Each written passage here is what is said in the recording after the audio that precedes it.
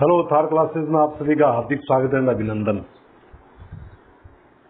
सदा की तरह हम जो एक हमारा टॉपिक जो थोड़ा अधूरा था स्वामी दयानंद सरस्वती से रिलेटेड, उसको आज हम पूरा करेंगे और अगला जो टॉपिक होगा वो नेक्स्ट विचारक होंगे समाज सुधारक या कोई और विचारक, जैसे स्वामी विवेकानंद जी को हम लेंगे। आज का जो सेशन है वो लगभग आधा घंटा चलने वाला है और ये सेशन जो first grade Rajasthan first grade जो प्रथम श्रेणी अध्यापक तथा राजस्थान एडमिनिस्ट्रेटिव सर्विस जो आरएएस की तैयारी कर रहे हैं उनके लिए बहुत ही महत्वपूर्ण होने वाला है। पहले जैसे कि हमने स्वामी दयानंद सरस्वती पे काफी अध्ययन किया है, काफी चर्चा की थी और कुछ फैक्ट भी मैंने लिखवाए थे। अभी हम इनका जो दो टॉपिक बचे हुए हैं, राजनीतिक विचार एंड आर्य समाज, इन पे आज हम दो टॉपिक पे चर्चा करेंगे। देखिए, दयानंद सरस्वती का जो मैंने पहले भी बताया था, जो उन्होंने जो नारा दिया था वेदों की ओर लौटो, तो उनकी जो मूल विचारधारा है वो वेद ही है। उनकी विचारधारा, उनके मस्तिष्क में वेद झलकते हैं। अब वेदों में चाहे वो धार्मिक प्रिपेक्शन देखा जाए या सामाजिक प्रिपेक्शन देखा जाए या राजनीतिक विचारधारा में यदि उनको देखा जाए, तो सारे के सारे उन्होंने वेद से ही कॉपी किए थे। जैसे मैंने धार्मिक और सामाजिक दोनों बता दिए और अभी मैं राजनीतिक विचार पे उनके बारे में थोड़ा हम लोग चर्चा करेंगे। देखिए, राजनीतिक विचार उनका कैसा था? राजनीतिक विचार वही था जो वैदिक काल में विद्यमान था। स्वामी दयानंद सरस्वती राजनीतिक क्षेत्र में यदि देखा जाए तो उन्होंने राजतंत्र में विश्वास किया था। उन्होंने बोला था कि राजतंत्र शासन व्यवस्था है वो सर्वोत्तम होती है, लेकिन उसमें भी नैतिकता और धर्म का विद्यमान होना बहुत जरूरी है। ऐसा नहीं निरंकुश राजतंत्र हो जाए। राजा एक नैतिक और धर्मों से युक्त भरपूर होना चाहिए। राजतंत्र के साथ साथ उन्होंने कुछ लोकतंत्र के भी कुछ तत्वों को शामिल किया था, जैसे कि राजा को परामर्श या राजा को राय देने के लिए कुछ परिषद होंगी। उन परिषदों के जो सदस्य होंगे वो जनता के द्वारा चुने जाएंगे और कोई भी निर्णय लेने से पहले वो परिषदें अपना राय प्रस्तुत करेंगी और उन्हीं के अनुसार निर्णय लिए जाएंगे। आगे देखिए कि उन्होंने राजतंत्र में बिल्कुल विश्वास किया था, लेकिन राजतंत्र ऐसा नहीं, कोई निरंकुश टाइप का राजतंत्र नहीं होना चाहिए। उस राजतंत्र में उस राजा के अंदर नैतिकता का वास होना चाहिए, धर्म का वास होना चाहिए, निरंकुश नहीं होना चाहिए।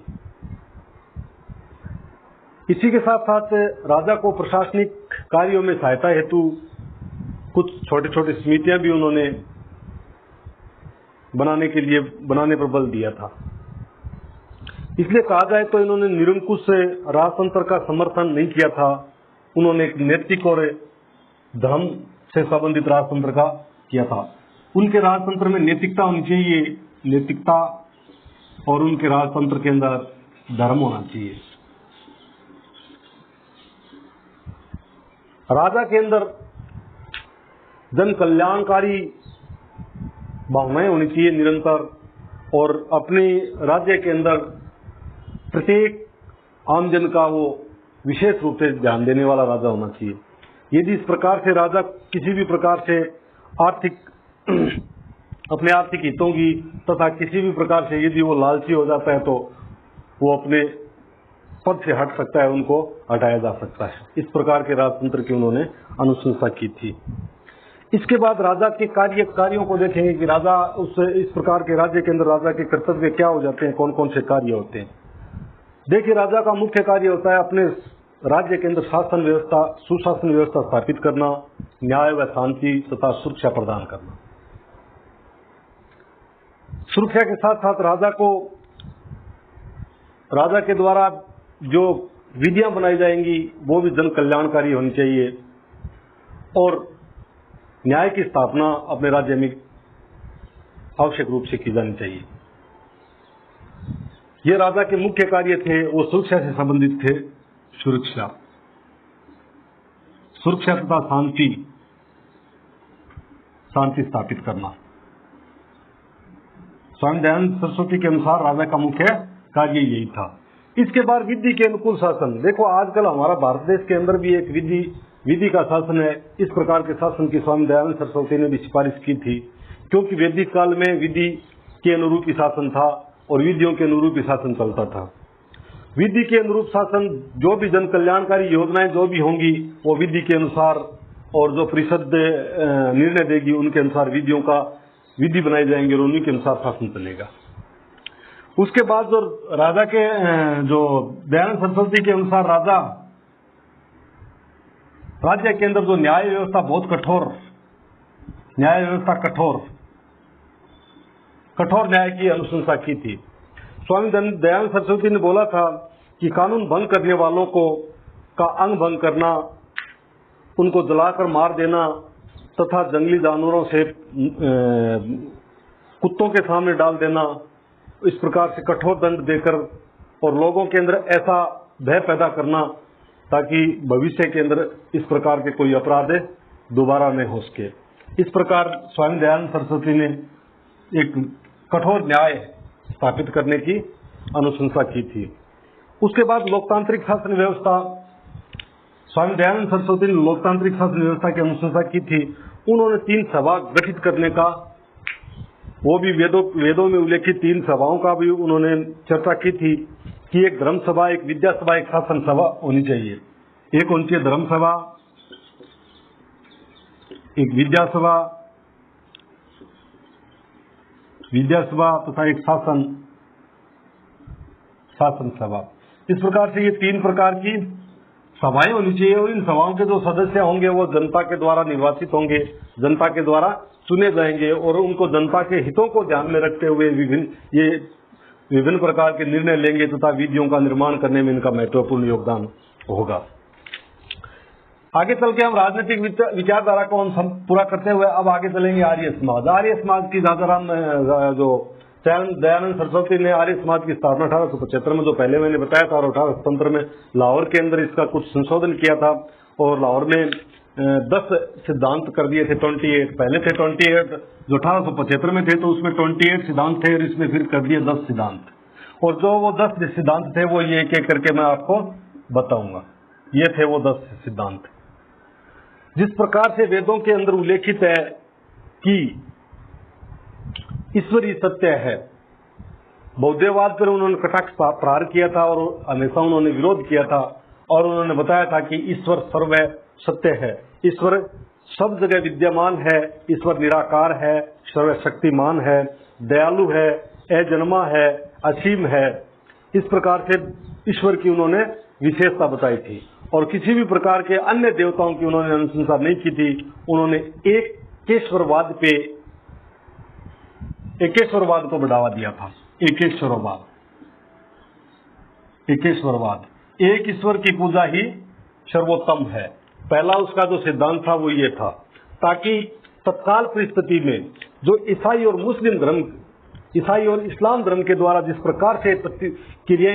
प्रकार से वातावरण तैयार किया गया था, उसके प्रतिक्रिया स्वरूप तथा अपने हिंदू धर्म और संस्कृति को बचाने के लिए इन्होंने पहला सिद्धांत दिया था, ईश्वर सर्व सत्य है और ईश्वर सर्वशक्तिमान है, निराकार है, इनका कोई आकार नहीं है और हर जगह वो विद्यमान है। इसलिए उन्होंने एकेश्वरवाद पे बल दिया था। इसी प्रकार आगे वेद सच्चे ज्ञान के ग्रंथ हैं।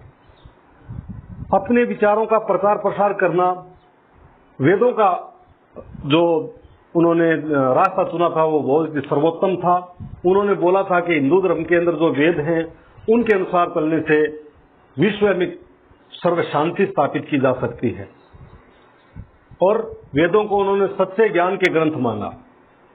इसी के बाद अगला है, सब सत्य विद्या तथा पदार्थ का आदि मूल ईश्वर है। प्रत्येक वस्तु जो हमारे को जो सामने दिखाई दे रही है, जो आत्मा है, जो सत्य है, वो सब कुछ का जो आदि मूल है वो ईश्वर ही है।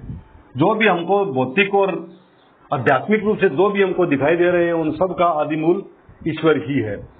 आगे सत्य को स्वीकार तथा असत्य का त्याग करना, जैसे शब्दों से ही पता चल रहा है कि सत्य का पालन करना चाहिए, सत्याग्रह का पालन करना चाहिए और असत्य को त्याग देना चाहिए। असत्य का कहीं भी अपने जीवन में अपनाना नहीं चाहिए, कभी झूठ नहीं बोलना चाहिए।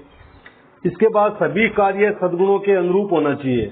सद्गुण कैसे स्थापित होते हैं? सद्गुण होते हैं, सद्गुणों की स्थापना जो होती है वो ये लंबे समय का परिणाम होता है और परिवार के अंदर, समाज के अंदर इनकी स्थापना होती है। समाज के अनुरूप और परिवार के अनुरूप इन सद्गुणों की स्थापना होती है और उन सद्गुण एक सकारात्मक शब्द है। सद्गुण से नैतिकता तथा धर्म को बढ़ावा मिलता है। सद्गुण से सर्व शांति स्थापित होती है। सद्गुण से वसुदेव कुटुंबकम की जो प्राचीन भारतीय विचारधारा है, ये जो धरोहर है, उसकी स्थापना की जा सकती है। सद्गुण से सर्वे भवन्तु सुखिनः सर्वे सन्तु निरामय वाला जो कॉन्सेप्ट है, अवधारणा है, उसको स्थापना की जा सकती है। इस प्रकार उन्होंने सद्गुणों पर विशेष ध्यान दिया था और सद्गुणों के अनुरूप ही अपने व्यवहार करने के लिए उन्होंने अपने सिद्धांतों के अंदर शामिल किया था। उसके बाद है समाज का मूल उद्देश्य समस्त संसार का हित। समाज का मूल उद्देश्य सबका परोपकार, यानी सभी के हितों के अनुरूप कार्य करना, किसी के साथ अन्याय नहीं करना और शांति बनाए रखना, जिसमें ये समाजवाद को बढ़ावा मिलेगा। सभी के साथ प्रेम तथा न्याय, सबके साथ प्रेम स्थापित करना और किसी के साथ अन्याय नहीं होना चाहिए। अपने फायदे के लिए, अपने आर्थिक हितों की पूर्ति के लिए किसी भी प्रकार से दूसरे का हितों को नुकसान नहीं पहुंचाना चाहिए। उसके बाद आगे वाला अज्ञान को दूर तथा ज्ञान का प्रसार करना चाहिए। जो अंदर जो अज्ञान रूपी जो पर्दा है उसको समाप्त करना चाहिए और ज्ञान रूपी जो धारा है वो अपने मन में बैठानी चाहिए। परोपकार शब्द से पता चल रहा है कि दूसरों के हितों पर विशेष ध्यान देना चाहिए। स्वहित की बजाय परहित पर बल देना चाहिए। सामाजिक सर्वहितकारी नियम का पालन तथा हितकारी नियमों की स्वतंत्रता होनी चाहिए। इस प्रकार आर्य समाज की ये 10 सिद्धांत थे। इन 10 सिद्धांतों का जो मूल उद्देश्य था वो एक समाज में सुधारवादी आंदोलन चालू करना, प्रारंभ करना तथा राष्ट्रव्यापी या राष्ट्रीय आंदोलन की जड़ों को मजबूत करना तथा अंतिम रूप से अंत में अपने देश के अंदर जो स्वराज की प्राप्ति करना उनका मूल उद्देश्य था। इस प्रकार हम आज के जो स्वामी दयानंद सरस्वती जो टॉपिक चल रहा है इनका कंक्लूजन करने जा रहे हैं कि स्वामी दयानंद सरस्वती की वर्तमान में क्या प्रासंगिकता है। देखिए, स्वामी दयानंद सरस्वती की वर्तमान में बहुत ज्यादा प्रासंगिकता है। पहले हम इन्हीं टॉपिकों के आधार पर देख लेते हैं कि राजतंत्र में विश्वास जो कि वर्तमान में भारत के अंदर पॉसिबल है नहीं, क्योंकि भारत एक लोकतंत्रात्मक देश है। इसके बाद राजा के कार्य सुरक्षा शांति स्थापित करना, इसको कहीं न कहीं किसी न किसी प्रकार से लागू किया जा सकता है। यदि निरंकुश राजा की उत्पत्ति नहीं होना, निरंकुश राजा बनने नहीं देना, लालची नहीं बनने देना और राजा का जो मुख्य रूप से कार्य है वो सुरक्षा और शांति स्थापित करना और किसी का अत्याचार नहीं करना, जन कल्याणकारी भावनाओं को अपने मन में संजोते हुए प्रत्येक व्यक्ति का विकास करना, उत्थान करना, विधि के अनुरूप शासन करना, जो कि वर्तमान में भारत के अंदर भी लागू है। हमारे भारतीय संविधान में इसका उल्लेख है, क्योंकि भारत का जो शासन है विधि के अनुसार ही चलता है। लोकतांत्रिक शासन व्यवस्था जिसका भारत के अंदर पहले से ही विद्यमान है। इसके बाद हम आर्य समाज की जो सिद्धांत है उनका अभी हमने चर्चा की थी। प्रत्येक सिद्धांत का वर्तमान में शांति व्यवस्था स्थापित करना और सर्वे भवन्तु सुखिनः सर्वे सन्तु निरामया जैसी तथा वसुदेव कुटुंबकम जैसी विचारधाराएं इधर वापस पुनर्स्थापित करने में महत्वपूर्ण योगदान देगी। इसके बाद सामाजिक सुधार, समाज के क्षेत्र में इन्होंने जो जाति व्यवस्था पे कटाक्ष प्रहार किया था, अस्पृश्यता पे कटाक्ष प्रहार किया था और इसके बाद जो विवाह प्रथा है उस पे भी उन्होंने सुधारवादी आंदोलन चलाया, जिसकी वर्तमान में बहुत ही प्रासंगिकता हो जाती है। जाति प्रथा को उन्होंने सिरे से खारिज किया तो वर्तमान में एक समाज का अभिशाप है बनी हुई है।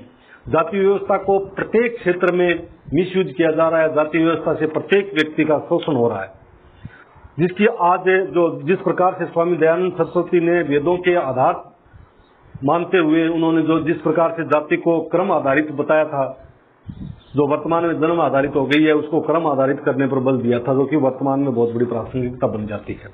उसके बाद सामाजिक क्षेत्र के बाद धार्मिक क्षेत्र में उन्होंने मूर्ति पूजा का विरोध किया था, जो कि वर्तमान में बहुत ही बड़े पैमाने पर प्रचार प्रसार हो रहा है, जो कि एक प्रकार से प्रासंगिक नहीं है।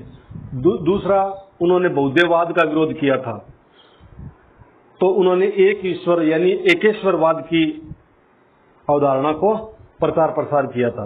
इस प्रकार स्वामी दयानंद सरस्वती के प्रत्येक विचारों को वर्तमान में बहुत बड़ी प्रासंगिकता बन जाती है। और अभी हम स्वामी दयानंद सरस्वती का कि जो आर्य समाज का कुछ हमारे क्षेत्र में क्या प्रभाव पड़ा था, तत्कालीन समय में क्या प्रभाव पड़ा, उसकी थोड़ा सा चर्चा करेंगे कि स्वामी दयानंद सरस्वती का जो आर्य समाज का जो मंच था और उनका जो प्रचार प्रसार करने का जो क्षेत्र था, वो था वर्तमान का पाकिस्तान, जैसे लाहौर है, पंजाब है, हरियाणा, राजस्थान, गुजरात, इस क्षेत्र में इनका प्रचार प्रसार खूब हुआ था।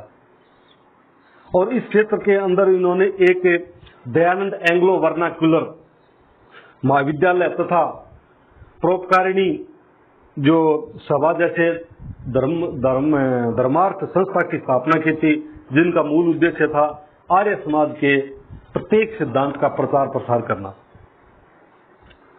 इस प्रकार यहाँ पे जो बौद्धवाद की जो विचारधारा थी, उसके काफी हद तक उनमें सुधार हुआ था। मूर्ति पूजा पे जो कठोर उन्होंने कटाक्ष प्रहार किया था, उनमें भी काफी सुधार हुआ था। इस प्रकार आज हम स्वामी दयानंद सरस्वती का जो टॉपिक है, इसको यहीं पे समाप्त करते हैं और आगे वाला हम टॉपिक लेंगे, वो हम कल अगला सेशन प्रारंभ होगा। आज का सेशन हम यहीं पे समाप्त करते हैं और आपसे एक निवेदन है कि आप इसको सब्सक्राइब जरूर कर दीजिएगा, ताकि मुझे भी मोटिवेशन मिलता रहे और मैं भी कठोर से कठोर, कठिन से कठिन मेहनत करता रहूं, तथा आप लोगों को जो जिस प्रकार से कक्षाएं सेशन चलाऊं तो उसमें थोड़ी आरामदायक हो। जय हिंद, जय भारत।